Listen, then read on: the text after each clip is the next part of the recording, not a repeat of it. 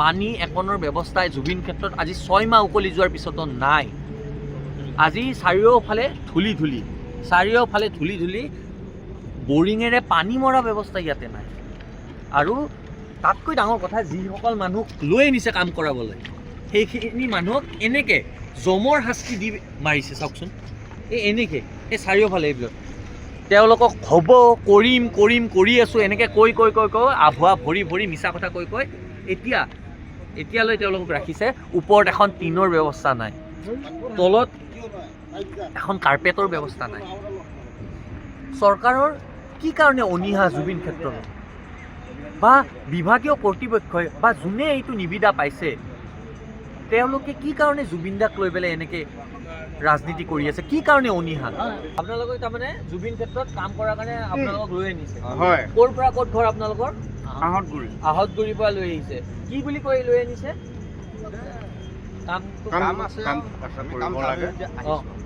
মিস্ত্ৰী হিচাপে। আপোনালোক আটাইকেইজন মিস্ত্ৰী? আচ্ছা। আহি ইয়াতে কি পৰিৱেশ দেখা পালে? কি অসুবিধা পাইছে এতিয়া? অসুবিধা মানে ঘৰ দেখিছে নিজে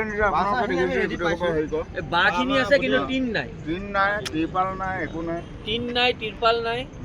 আৰু আপোনালোকৰ ইয়াতে খোৱা পানী নাই, বনাব লাগে। খোৱা পানী নাই আৰু লেট্ৰিন বাথৰুমৰ একো সুবিধা নাই। ইয়াতে জুবিন ক্ষেত্ৰত তাৰমানে সাধাৰণ মানুহ যদি লেট্ৰিন বা বাথৰুম কৰিবলগীয়া হয় তেনেহ'লে তাৰমানে কোনো পধ্যে কৰিব নোৱাৰে। এতিয়া আপোনালোকে যদি ধৰি লওক ৰাতি লেট্ৰিন কৰিবলগীয়া হয়, আপোনালোকে ক'ত? আপোনালোকে জেগা চিনি নাপায়। আৰু আপোনালোকক যোনে মাতি আনিছে তেওঁলোকে কি কয় এতিয়া? তেওঁলোকৰ লগত ফোনত যোগাযোগ হৈছে নাই আপোনালোকৰ? নাই, কিয়? আহি আছে। তেতিয়া পায় ৰাতিপুৱাৰ পৰা আমি ৰাতিপুৱাই পালোঁ। জুবিন ক্ষেত্ৰত কি কাৰণে চৰকাৰৰ পক্ষৰ পৰা ইমান অনীহা, বা চৰকাৰে এই যিখিনি কাম আছে এই কামখিনি যাক দিছে তেওঁলোকৰ কি কাৰণে জুবিন ক্ষেত্ৰলৈ অনীহা আমি বুজিব পৰা নাই।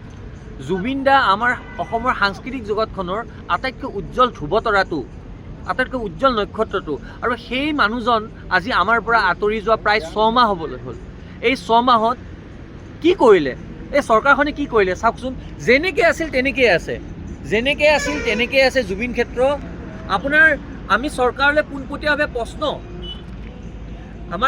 পোনপটীয়া প্ৰশ্ন যে জুবিন ক্ষেত্ৰখন নিৰ্মাণৰ নামত যিখিনি ইয়াতে আপোনাৰ মিস্ত্ৰী বা যিখিনি শ্ৰমিক লৈ আনিছে তেওঁলোকক থকাৰ সুব্যৱস্থাটো কৰি দিব পৰা নাই।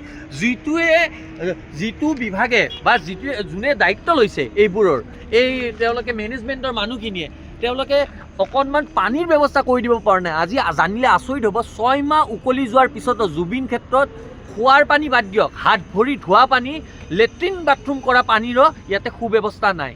ইয়াতে কোনো ধৰণৰ মানুহে লেট্ৰিন কৰিব নোৱাৰে, কোনো বাথৰুম কৰাৰ এটা সুব্যৱস্থা নাই। মানুহে অপেনলি এই পাহাৰৰ সেই তাতে যাই পেলাই মানুহে লেট্ৰিন কৰিব লাগিব, বাথৰুম কৰিব লাগিব। 6 মাহ উকলি যোৱাৰ পিছত এনেকুৱা দুৰৱস্থা জুবিন ক্ষেত্ৰৰ হোৱা বুলি, যদি জুবিন দাই আজি আমাক চাই আছে ওপৰৰ পৰা, ক'ৰবাত নহয় ক'ৰবাত জুবিন দাই আজি কান্দিছে, দুখ পাইছে। আজি এই মানুহখিনিক তেওঁলোকক কামবোৰ কৰিব বুলি ইয়াতে লৈ আনি তেওঁলোকক তেওঁলোকে কেনেকৈ আছে দেখিছে নাই? ওপৰত টিন নাই, চাই লওক, ওপৰত টিন নাই, কোনো তিৰপাল নাই। এনেকৈ কি তেওঁলোকে ওজা কৰি নিশা কটাব নেকি? তেওঁলোকৰ এতিয়া লেট্ৰিন লাগিলে, বাথৰুম লাগিলে তেওঁলোকে ক'ত কৰিব? ইয়াতে চাওকচোন, চাৰিওফালে ধূলিময় এক পৰিৱেশ, পানী মৰা ব্যৱস্থা নাই, কোনো এটা বৰিং নাই, খোৱা পানীৰ ব্যৱস্থা নাই। কি আচৰিত ধৰণে চৰকাৰে যদি ব্ৰিজ এখন 9 মাহত বনাব পাৰে, উৰণ সেতু এখন 9 মাহত বনাব পাৰে, 7 মাহত বনাব পাৰে, এবছৰত বনাব পাৰে, ইমান ডাঙৰ তেওঁলোকে ফিতাহী মাৰি কথাবিলাক কয়, ঢাল ঢোল বজায়, কিন্তু জুবিন ক্ষেত্ৰ আজি কি কাৰণে এনেধৰণে আছে? জুবিন ক্ষেত্ৰৰ নাম শুনিলে চৰকাৰে কি অনীহা আহিছে নেকি? কৰিবলৈ ইচ্ছা নাই নেকি জুবিন ক্ষেত্ৰত? যদি চৰকাৰৰ কৰিবলৈ ইচ্ছা নাই তেনেহ'লে তেওঁলোকে স্পষ্ট কৰি দিব লাগে। তেতিয়া আমাৰ জনসাধাৰণ সকলো আগবাঢ়ি আহিব, আৰু আগবাঢ়ি আহি সমিল আমি জুবিন ক্ষেত্ৰখন ধুনীয়াকৈ নিৰ্মাণ কৰিম। চৰকাৰৰ ওপৰত মানুহৰ বিশ্বাস আছে বুলিয়ে চৰকাৰক দায়িত্ব দিছিল, কিন্তু আজি জুবিন ক্ষেত্ৰৰ কি অৱস্থা চাওকচোন। এনেকৈ লেট্ৰিন কৰিবলৈ, বাথৰুম কৰিবলৈ এটা আপোনাৰ বাথৰুম নাই। আজি পানী খাবলৈ ইয়াতে ক'তো এটা পানীৰ সুব্যৱস্থা নাই, খোৱা পানীৰ ব্যৱস্থা নাই। ইয়াতে কেনেকুৱা এক পৰিৱেশৰ সৃষ্টি হৈছে। যিখিনি মানুহ কাম কৰাবলৈ লৈ আনিছে সেইখিনি মানুহক থাকিবৰ কাৰণে নিৰাপত্তা নাই। কোনো ওপৰত না এখন টিন আছে না তলত কিবা আছে। আপুনি চাওক, এই পাথৰৰ ওপৰত শুব লাগিব। এই পাথৰৰ ওপৰত শুব লাগিব। এই পাথৰ আপোনালোকে এতিয়া পাথৰৰ ওপৰত শুব লাগিব। পাথৰৰ ওপৰত শুব লাগিব। এই পাথৰৰ ওপৰত শুব লাগিব। চাওক কেনেকুৱা ধৰণে এই পাথৰৰ ওপৰত শুব লাগিব। তাৰমানে কথাটো এটা স্পষ্ট কথা আমি বুজি পাইছোঁ যে অনীহা, বেলেগ কথা একো নাই। জুবিন ক্ষেত্ৰক লৈ অনীহা। চৰকাৰলৈ আৰু মুখ্যমন্ত্ৰী মহোদয়লৈ আমি আহ্বান জনাইছোঁ, দাবী জনাইছোঁ, জুবিন দাক লৈ এনেকুৱা ধৰণৰ ৰাজনীতি নকৰিব। চৰকাৰে এই অনীহা ত্যাগ কৰি অনতিপলমে জুবিন ক্ষেত্ৰখন আটকধুনীয়াকৈ, যাতে সমগ্ৰ বিশ্বৰ পৰা মানুহ আহিলে জুবিন ক্ষেত্ৰৰ আগেৰে গ'লে যেন মানুহে ৰৈ যাবলৈ বাধ্য হয় ইয়াৰ পৰিৱেশ দেখি, সেনেকুৱা এক জুবিন ক্ষেত্ৰ নিৰ্মাণ কৰক।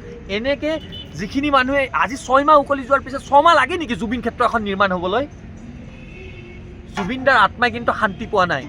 আৰু এটা কথা ঠিক, আপুনি আজি যদি কাৰোবাৰ লগত বেয়া কৰে আপোনাৰ লগতো কিন্তু বেয়া হোৱাটো নিশ্চিত।